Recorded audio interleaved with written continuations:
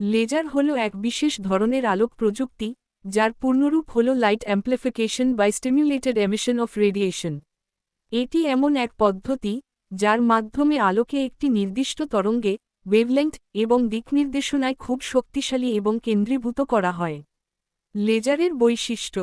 Laser আলোর বিশেষ বৈশিষ্ট্যগুলোর জন্য এটি অন্যান্য সাধারণ আলোর থেকে আলাদা। ১. একরঙা মনোক্রোম্যাটিক লেজারের আলো একক তরঙ্গদৈর্ঘ্যের হয়। ২. সামঞ্জস্যপূর্ণ কোহিয়ারেন্ট লেজার আলোর তরঙ্গগুলো একই পর্যায়ে থাকে। ৩.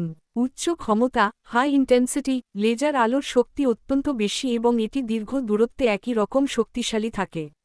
৪. সামঞ্জস্যপূর্ণ দিক ডিরেকশনাল এটি একটি সংকীর্ণ ও সুনির্দিষ্ট দিকনির্দেশনায় আলো প্রেরণ করে। লেজার প্রযুক্তির আবিষ্কার ১৯৬০ সালে থিওডোর এইচ. মেইমান প্রথম কার্যকরী লেজার তৈরি করেন। এটি ছিল রুবি লেজার। লেজার কিভাবে কাজ করে? লেজারের মূল কাজের প্রক্রিয়া হল উত্তেজিত নির্গমন স্টিমুলেটেড এমিশন। ১. আণবিক উত্তেজনা কোনো নির্দিষ্ট উপাদানের পরমাণু বা অণুকে শক্তি প্রয়োগ করে উত্তেজিত অবস্থায় আনা হয়। ২. ফোটন নির্গমন উত্তেজিত অবস্থায় থাকা পরমাণু বা অণু যখন স্থিতিশীল অবস্থায় ফিরে আসে তখন এটি ফোটন আলোর কণা নির্গত করে। ৩. ফোটনের পরিবর্ধন এই নির্গত ফোটন অন্যান্য উত্তেজিত পরমাণুতে আঘাত করে আরও ফোটন তৈরি করে। এভাবে আলোর পরিবর্ধন ঘটে। লেজারের ব্যবহার। লেজার প্রযুক্তি বিভিন্ন ক্ষেত্রে গুরুত্বপূর্ণ ভূমিকা পালন করে। নিচে কিছু প্রধান ব্যবহার উল্লেখ করা হল। ১. চিকিৎসা চোখের সার্জারি ল্যাসিক ক্যান্সার কোষ ধ্বংস করা টিউমার অপসারণ। ২.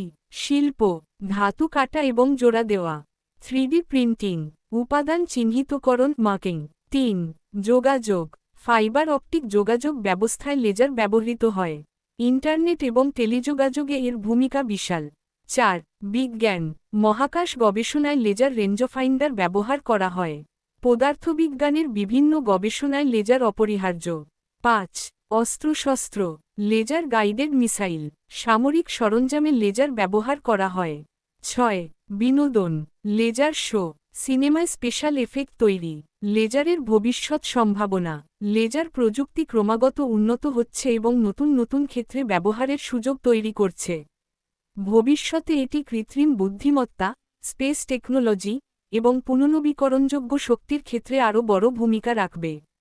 আপনার যদি লেজারের কোনো নির্দিষ্ট দিক সম্পর্কে জানতে আগ্রহ থাকে তাহলে কমেন্ট বক্সে বলতে পারেন।